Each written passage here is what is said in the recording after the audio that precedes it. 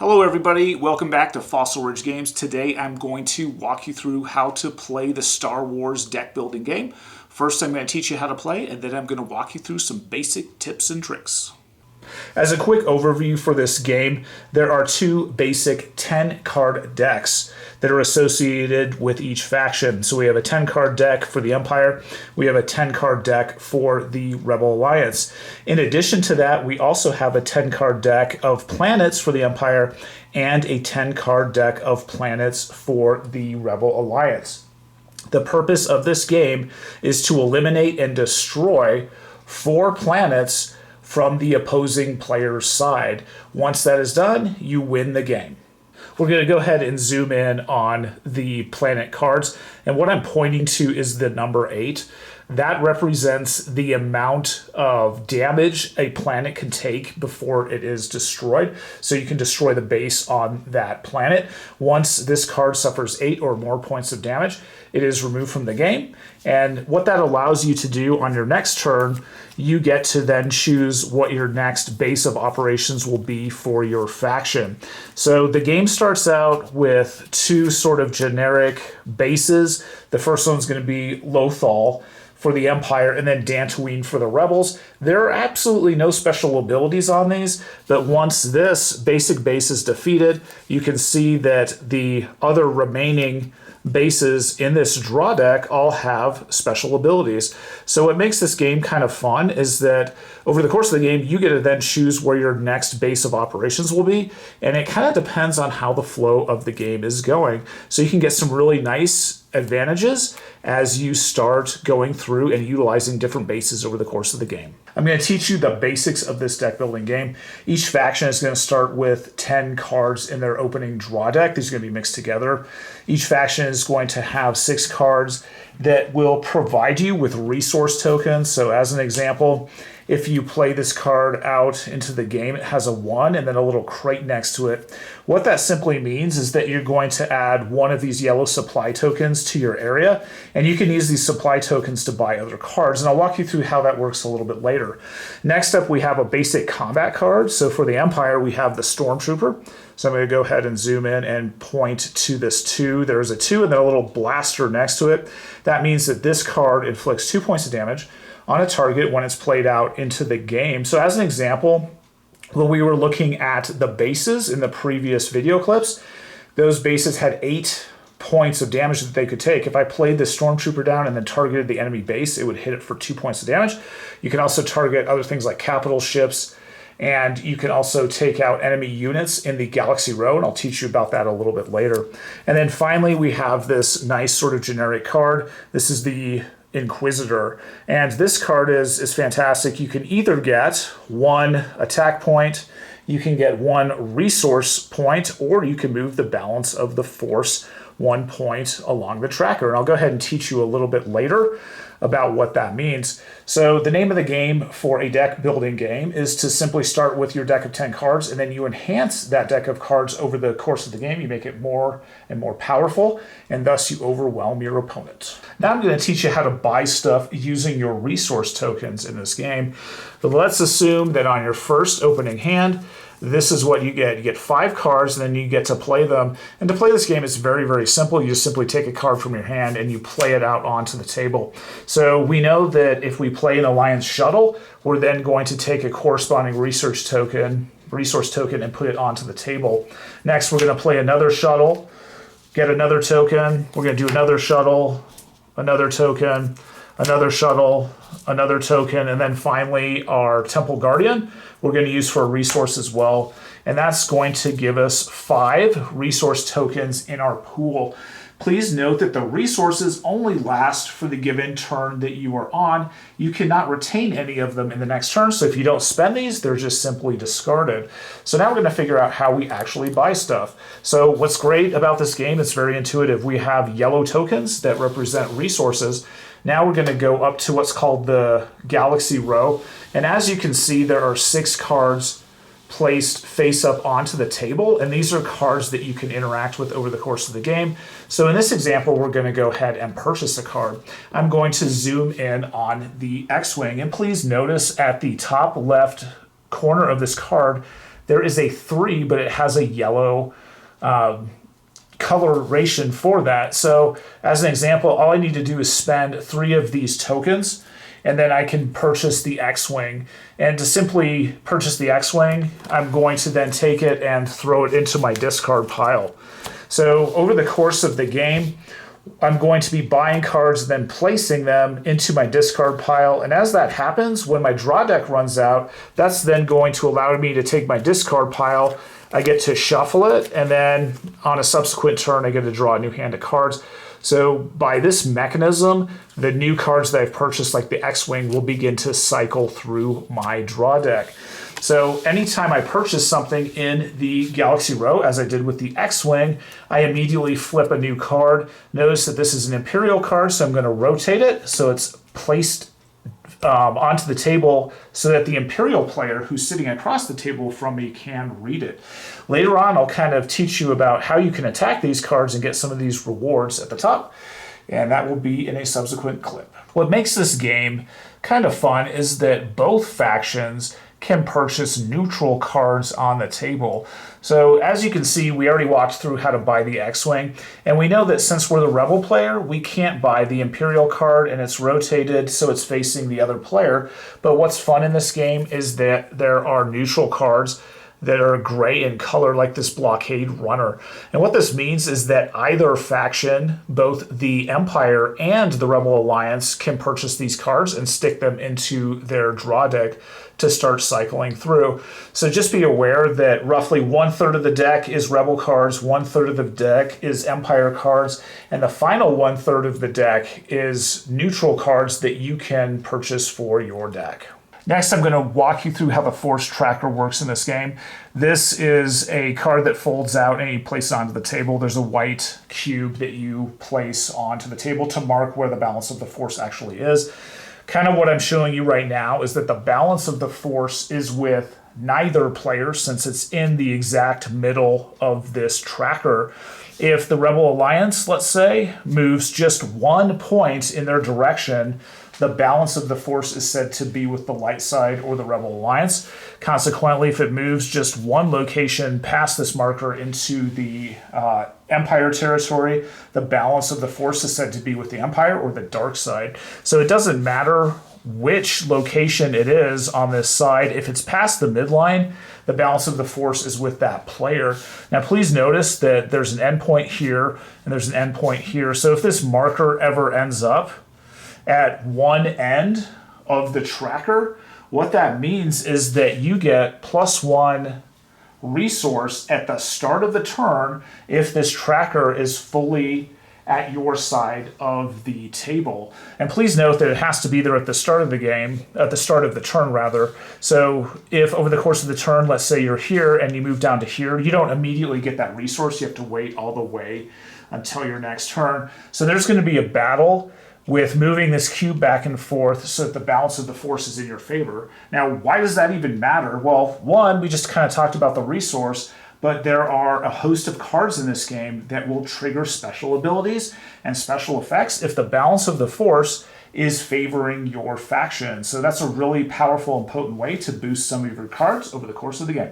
Next up, I'm going to teach you when to shuffle your discard pile and make a new draw deck. So when you start the game, you're going to have your 10 cards. I went ahead and shuffled these. So on your first turn, you go 1, 2, 3, 4, 5. You're going to use this, and then this is going to be your hand of cards that you play.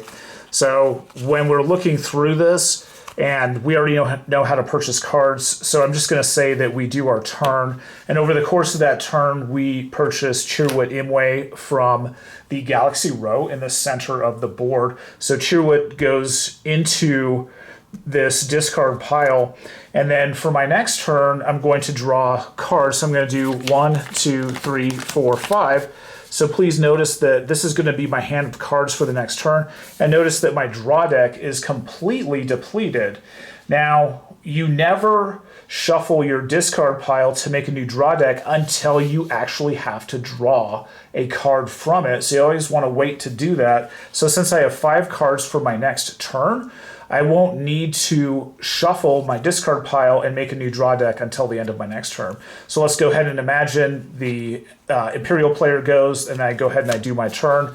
Now I have all of my cards in my discard pile, and now this is going to force me to draw a new hand, but I can't do that. So because my draw deck is completely depleted, this is when I would draw a new deck of cards. So I'm going to take this, I'm going to flip it over, and I'm going to go ahead and shuffle this around, and obviously give it a decent shuffle if you were playing for real. Now this is going to form my draw deck then for the next turn, and then I'm going to do the same thing as I did before. 1, 2, 3, 4, 5. And then this set of cards is going to form what I can play on my next turn, and there's Chirrut Imwe in there, so now I can start using that card. So please be aware of when to shuffle your discard pile into your draw deck. All right, now it's time to talk about combat, which is the most exciting part of this game.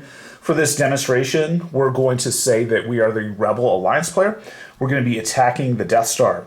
In front of the Death Star is a capital ship, and we haven't quite talked about capital ships, so I'm going to go through that really quickly. When a capital ship comes onto the table, it's actually placed in front of the base. So I want you to think of the capital ship as a blocker. So in order to damage the base itself, you have to wipe out all capital ships from the region around that base. Notice too that both of these have a number on it, so I'm pointing to the 16. That's going to be the amount of damage that the base can take before it's destroyed. And then consequently, on this capital ship, it can also take 3 points of damage. Damage is going to be denoted in this game with these purple cubes, which matches the color on the cards themselves. So in order to get through, we have to wipe out this ship first. And please note too that on this capital ship, there is a resource icon listed on it, and what that means is that this cruiser, this capital ship, is actually going to be generating resources on your turn as well. So not only does it block incoming damage to your base, but it's going to give you the special ability of giving you resources. So a lot of the capital ships will give you resources, or they actually have attack style modifiers actually on them.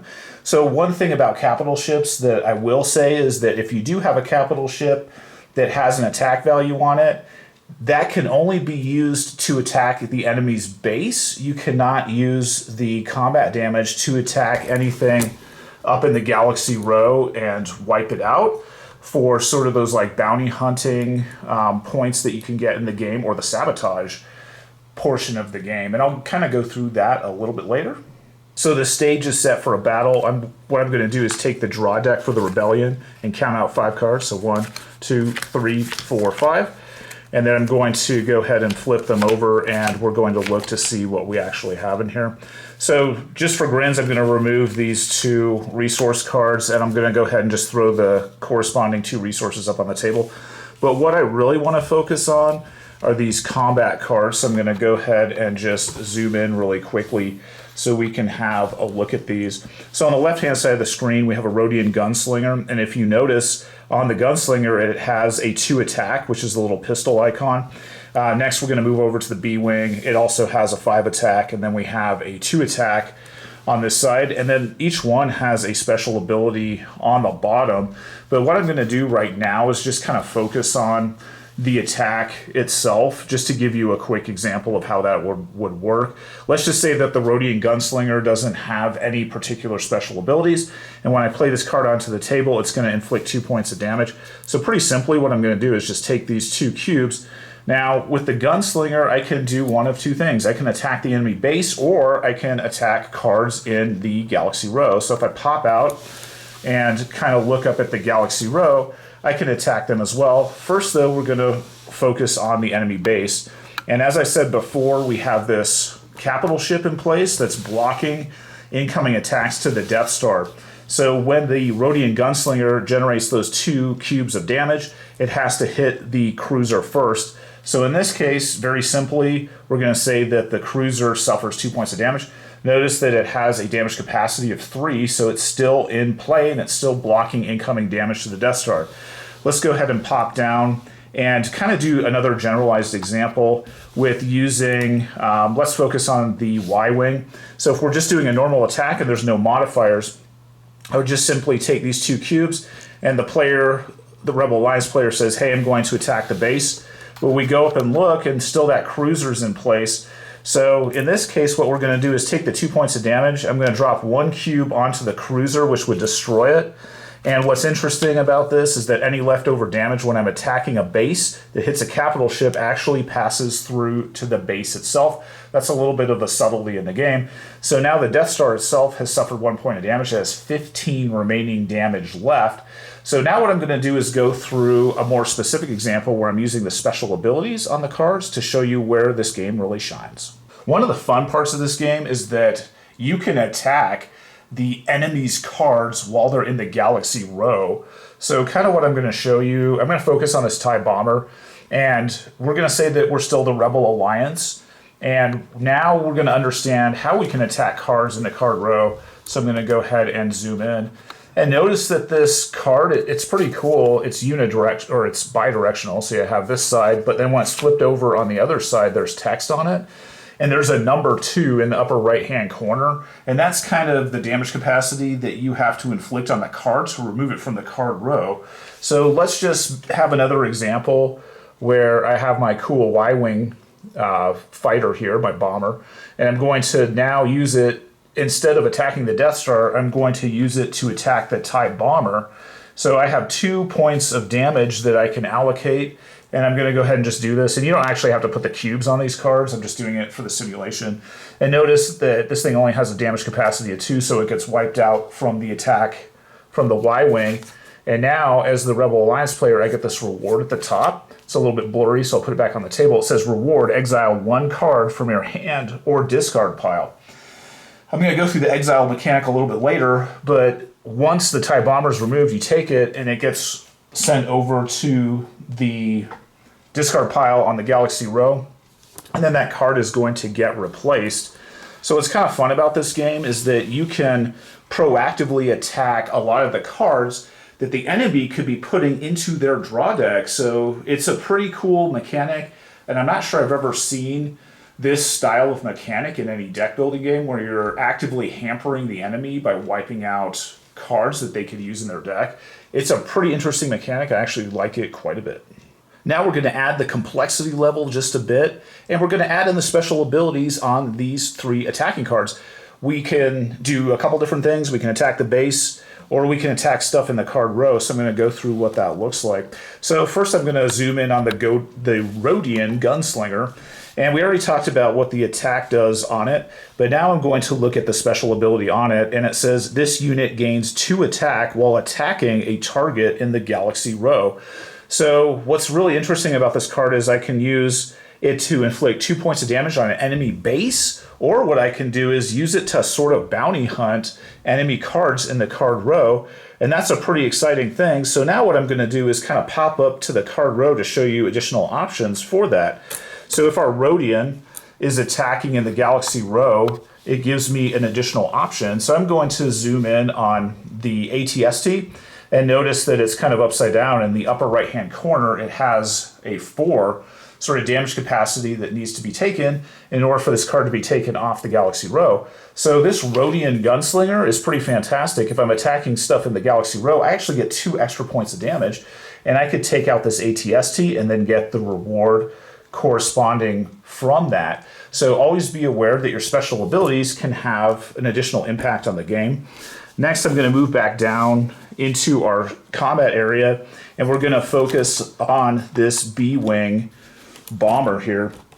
B-Wings in the movies are pretty potent attack craft, and they're absolutely fantastic. In this game, it has a massive attack of 5. In addition to that, it has a special ability. It says your opponent must choose either they discard 1 card from their hand, or this unit gains an additional 2 attack. So this thing could go up to a 7, which is a very heavy-hitting attack card in this game. But the enemy can nullify that extra 2 points of damage by discarding a card from their hand. Either thing is pretty awful. Either you suffer 7 points of damage, or you suffer 5 points of damage, and then you as the Empire player have to discard a card. So that's a pretty fun mechanic. And honestly, when you're playing the Rebellion, I found that focusing on cards that allows you to force the Empire player to discard cards really makes their turns pretty poor and pretty awful. So that's a huge advantage for the Rebel Alliance.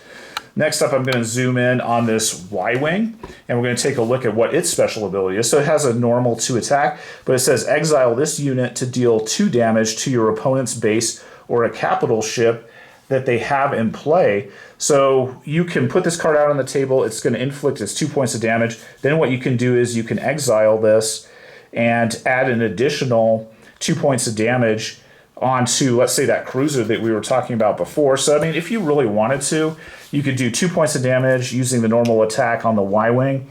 And then what you could do is take this off the table and exile it from the game to add an additional, 2 points of damage on this capital ship if you wanted to blow it up.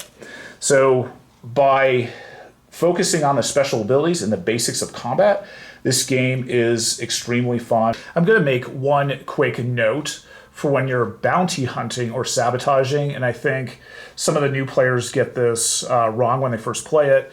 So notice at the top of this card, let's say I'm playing the Empire and I'm trying to bounty hunt this Rebel Commando. It has a 3 on it. One thing that I see a lot of players get confused with is that they want to put damage tokens on this Rebel Commando card. You simply don't have to do that. So you never want to put damage tokens on things that you are sabotaging or that you're bounty hunting. So in order to successfully bounty hunt or sabotage, you have to do 3 or more points of damage. So you have to meet or exceed the number in the top right corner on one turn. The damage is not cumulative. Now, this is a little bit of a disconnect when we start looking at the objectives. So the objectives and the bases that you have to wipe out, these do build up the damage counters over time, in which, you can take turn after turn to wipe them out. But in order to successfully bounty hunt or sabotage an enemy unit, you have to do it all in one burst, all on one turn. This card will heal at the end of the turn if you don't actually take it all the way down and remove it from the table. Next, we're going to focus on the exile mechanic. So I went ahead and put 2 pretty common cards onto the table so we can have a quick discussion about it. When you exile a card from this game, it doesn't go back into any sort of draw deck. It is literally removed from the game and it's placed back into the game box, which means it can't be used for the remainder of that game. So the first thing we're going to focus on is the Outer Rim Pilot. And there is a generic pile of these. And since it is a gray card, it can be purchased by either the Rebel Alliance or the Empire. Now, when you play this card, you can do one of 2 things with it. If you just play it out, you can get 2 resources. And if you want, then you can trigger this. You can exile this unit to gain 1 on the force tracker that we talked about earlier. So when this thing is exiled, it's physically taken and then removed and placed back into the box. It doesn't go back into the draw deck for it. So if you want, you can trigger this mechanic and you can get something else out of it, but then this card is actually removed from the game and it's no longer in your draw deck. Then secondarily, we're going to focus on this Y-Wing, and we just had a quick conversation about it when it's fighting. And this one says, exile this unit to deal 2 damage to your opponent's base or a capital ship they have in play. So that's fantastic. If you want, you can chip down their base and wipe it out a little bit faster than you normally would. But the downside to that is that this Y-Wing is taken and it's removed, and it no longer appears in your draw deck.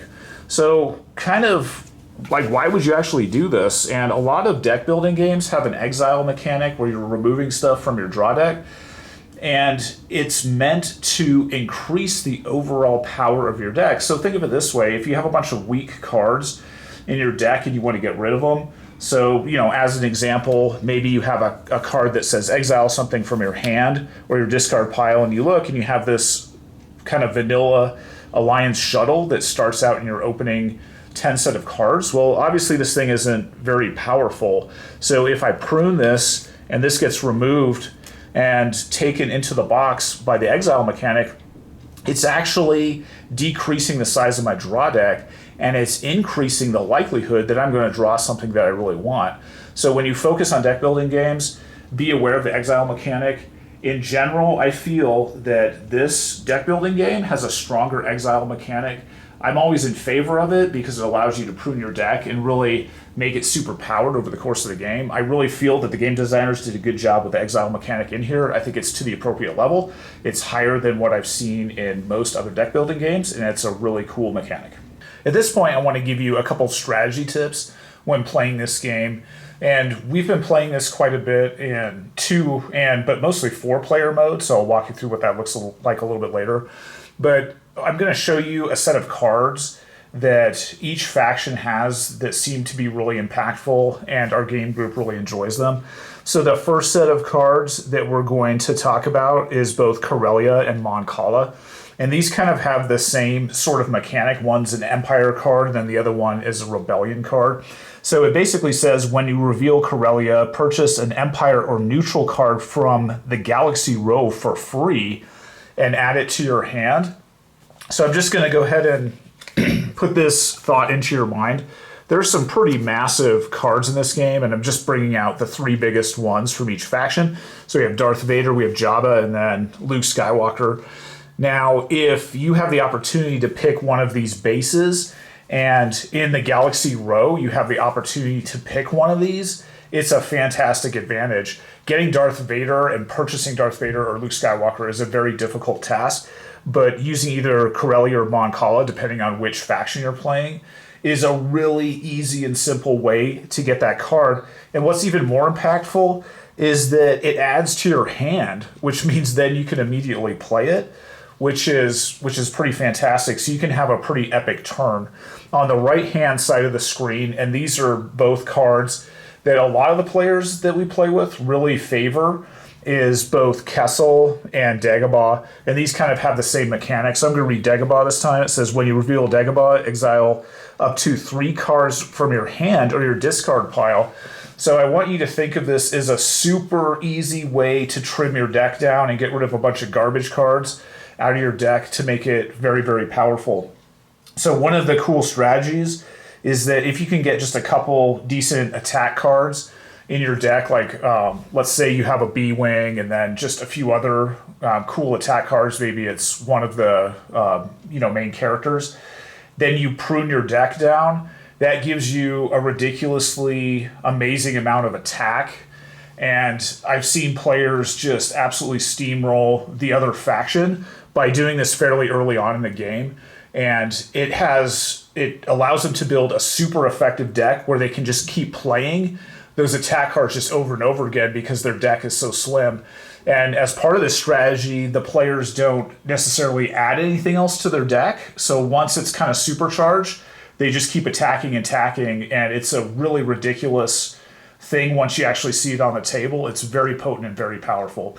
So here are some cards, at least the bases. These are a little bit generic, and I'm going to go into some other of the bases that a lot of the players like, but these, kind of constituted cards that were on both sides and both factions. Next, I'm going to walk you through a strategy that I've seen several players employ. It's typically the Empire player, though it can happen with the Rebel Alliance. And I don't even know what to call this other than like Galaxy Row Bog down, but there's kind of a subtle strategy that you can employ to just basically cripple the opponent so they can't actually build their deck.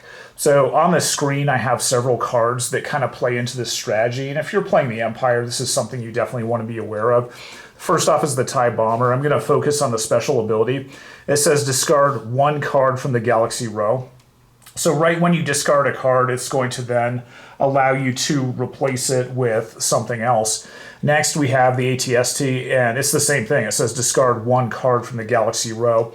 And then we also have the TIE Interceptor on the right-hand side of the screen. It says reveal the top card of the Galaxy deck. If it is an Empire card, draw 1 card. If it is an enemy card, you discard it. So what's interesting about this mechanic is that it's going to take cards off the top of the Galaxy Row that are Rebel Alliance cards and stick them into the discard pile. Now, if you use this strategy as an aggregate, something strange will start happening in the Galaxy Row. So as an example, this is a pretty balanced Galaxy Row. We have some Imperial cards out, we have some Rebel cards out, and then on the far side we have a neutral card. Now, what can happen if you start then using a lot of these things like the TIE Bomber, the ATST, and the TIE Interceptor? This will lead to the Galaxy Row becoming sort of stacked toward the Empire over time. So as an example, let's say we play out the TIE Bomber. It says discard 1 card from the Galaxy Row. Now, I could do one of 2 things.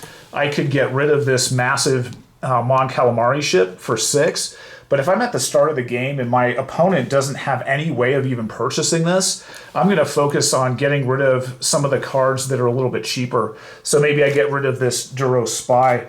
And what can happen is now I'm going to draw a card. So I'm just drawing one at random, and it's going to be Director Krenning. So what I'm doing is basically making it so there's almost no Rebel Alliance cards that can be purchased. So if you focus on this strategy and you constantly prune cheaper cards, it kind of forces your opponent into this sort of difficult situation where basically the Galaxy Row is just supercharged with your cards, so they can't really buy anything very well. What they can do is they can fight and kill you and get rewards, but if they don't necessarily have anything to buy, especially if it's early in the game, they're just crippled.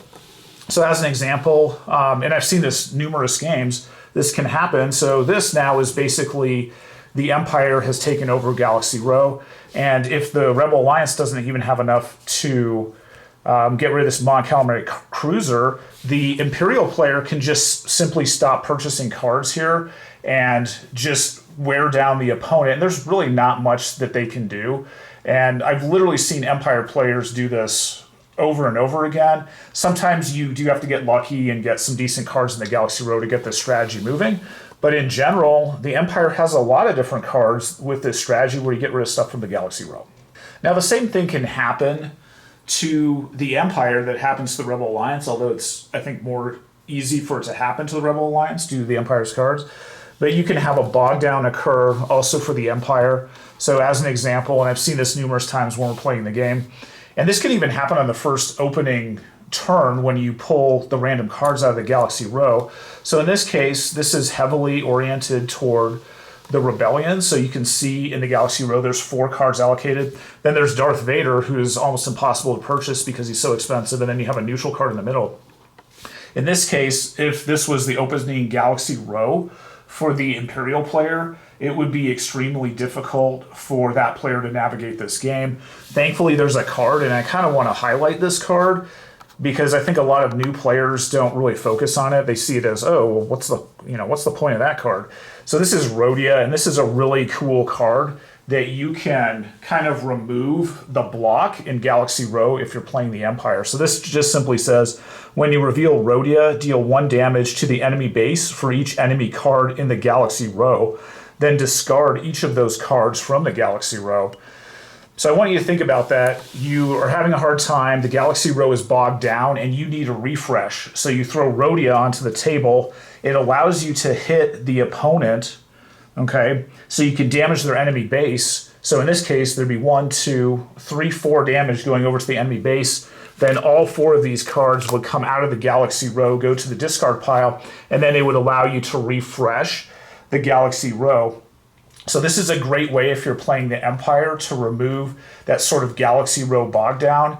And it's something that I highly recommend if you ever see it come out onto the table. Next, I'm going to have a quick conversation about Hoth. I've seen Hoth be a choke point in so many games of this Star Wars deck building game. I can't even tell you how many. It's really intriguing how whenever this card comes out, it can cause like a natural, just heavily escalated conflict around Hoth. So this is a Rebel Alliance card. It is very, very powerful. And it has a planetary shield. And what this does is it says, while Hoth is your base, prevent the first 2 damage dealt to Hoth each turn. That is a massive advantage. And I've seen this card get played often when something kind of interesting happens. And you know, this is all random, so I can't tell you that every single game the Rebel Alliance is going to have a lot of capital ships, but I'll give you kind of an example of like a bunch of the capital ships that can exist in this game, and you can have a bunch of neutral capital ships in addition to this. So think about this. Hoth is going to soak up 2 points of damage each turn that it's actually dealt damage, and then what you have is this just horde of capital ships that you can put in front of the planet before it even takes any sort of damage itself. So these 2 things together can create a really nasty roadblock for the Empire, and they have to spend many, many turns to take out Hoth. And so I kind of want you to think about this. If the objective of the game is to wipe out, let's say, 4 enemy bases, and you get stuck trying to destroy Hoth for many, many, many turns, that means that your opponent is going to take the lead in destroying your bases. So they're going to be ahead of you. And so anytime you see Hoth come out on the table, that should be a red flag to you, that you need to wipe it out as soon as possible and really work through it. Because if the Rebel Alliance just gets ahead of you by, let's say, 1 or 2 bases that they've destroyed, it's almost impossible to retake the lead. So something that I do want to mention is that there's a counter to this Hoth offensive, and that's going to be the Death Star itself. And so a lot of people will play the Death Star. I see a lot of players play it because it's just simply cool, but they don't necessarily use what makes it cool. And there's the super laser that's actually on this thing, and it says spend 4 resources to destroy a capital ship your opponent has in play or a capital ship in the Galaxy Row. So if in general, this doesn't have to be on Hoth in itself, if your enemy is pretty good at putting out capital ships, that can slow your attack down significantly. So use the Death Star to counter decks that have a lot of capital ships. And honestly, 4 resources isn't that bad, because what you can do is start eating through and blasting through their capital ships pretty quickly, and it only takes a couple turns to just decimate their fleet if you bring out the Death Star. So as a natural counter to a lot of capital ships for the Rebel Alliance, use the Death Star. Next, we're going to make a quick comment about the Rebel Alliance. And if you read the instruction manual, or at least some of the lore around this game, you know that the Rebel Alliance is very good at discarding cards from your opponent's hand. And this is something that when you're playing the Rebellion, you should really focus on. This is quite honestly one of the most annoying mechanics in the game when you're fighting against the Rebel Alliance. I have seen multiple times, and it's happened to me, I can't tell you how many times when we're playing this, is that my opponent has a lot of these cards in their deck, and by the time it gets to my turn, I'm playing only 3 cards from my hand out of 5, and I've even had cases where I'm only playing 2 cards out of my hand on a turn because they have so many of these discard cards in their deck, and it makes it really crippling for you to play the Empire. So as an example, we have the Snowspeeder, and it says your opponent discards 1 card from their hand. Next, we have the Rebel Commando. Your opponent discards 1 card from their hand at random if the Force is with you. That's horrendous. You don't even get to choose what it is. You could easily lose one of your heavy-hitting cards just randomly, and you don't even get to play it. Next up, we have the B-Wing, and we talked about this before. When your opponent, or it says your opponent must choose either they discard 1 card from their hand or they gain an additional 2 attack. That also has like a card discard mechanic, which can be very impactful. And then finally, we have the Durospire. Your opponent must choose either they discard 1 card from their hand or you gain 1 force on the force track. So, I just gave you a smattering of what the Rebel Alliance has. And these are very, very impactful. And I've seen players over the course of the game kind of drop their deck down to low numbers by using the Exile mechanic, in addition to using this style where they're really focusing on discard mechanics, and the Empire really has a tough time bouncing back from that. So if you are playing the Empire, just be aware that that's a strategy that they could employ against you. It's really hard to counter. And in addition to that, if you're the Rebellion, always look for these cards. In general, they're all fairly cheap. So 2 resources, 3 resources, 2 resources. You can get those out and into your draw deck early on in the game, especially if they're out. And then this B-Wing is absolutely ridiculous. If you ever see that thing come out onto the table, I always recommend any player buy that. It's seriously one of the heaviest hitting cards in the game. And it has a discard mechanic. It's absolutely ridiculous. Next, I'm going to walk you through a 2-player versus 2-player variant of this game that our game group came up with. It's slightly different from what Fantasy Flight recommends, but I still think it's pretty enjoyable, so I'm going to walk you through how to play it.